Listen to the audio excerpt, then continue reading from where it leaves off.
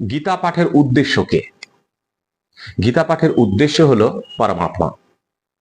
পরমাত্মা বিভিন্ন রূপ পরিগ্রহ করে আমাদের কাছে এসেছেন। শ্রীকৃষ্ণ কিন্তু পরমাত্মার একটি রূপ। হ্যাঁ, হতে পারে তিনি পূর্ণ রূপ, পূর্ণ অবতার বলছি, কিন্তু শ্রীকৃষ্ণ কিন্তু পরমাত্মার রূপ। যেমন কৃষ্ণর একটি রূপ, শিব একটি রূপ, কালী একটি রূপ, দুর্গা একটি রূপ ইত্যাদি বিভিন্ন রূপ ভগবান পরিগ্রহ করেন। সেই জন্য শ্রীকৃষ্ণকে আমরা পরমাত্মার অবতার রূপে এই মুহূর্তে সামনে পেয়েছি। এই মুহূর্তে সামনে পেয়েছি মানে গীতাকে কোনো ভিন গ্রহের জায়গা করো না, ভাবো যে তিনি আমার সামনে আছেন। আমি অর্জুন, তিনি কৃষ্ণ। আমার নাম অর্জুন, তার নাম শ্রীকৃষ্ণ। তো সুতরাং পরমাত্মার জীবন্ত বিগ্রহকে যদি আমরা সামনে পাই, তখন তাকে আমরা কি বলবো? পরমাত্মাই বলবো। সেই জন্য গীতা পাঠের শুরুতে, যখন আপনারাও পাঠ করবেন, তখন শুরুতে মহাভারতের প্রণাম, গীতার ধ্যান ইত্যাদি করার পরে পাঠের ঠিক শুরুতে আপনারা নমঃ পরমাত্মনে নমঃ বলবেন।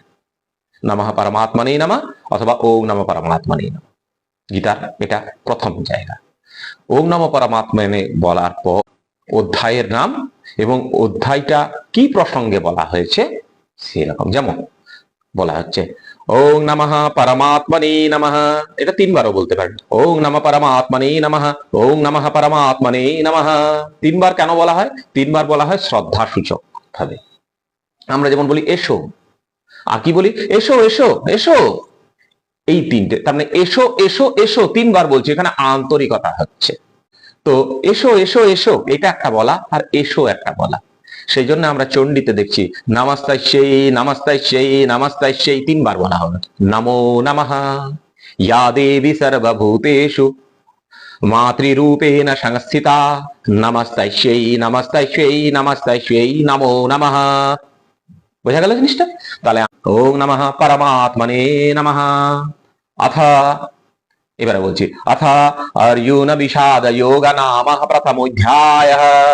ধৃতরাষ্ট্র উবাচ ধর্মক্ষেত্রে কুরুক্ষেত্রে সমবেতাयुजुत्सवः मामकः पाण्डवाश्चैव किमकुर्वत सञ्जय।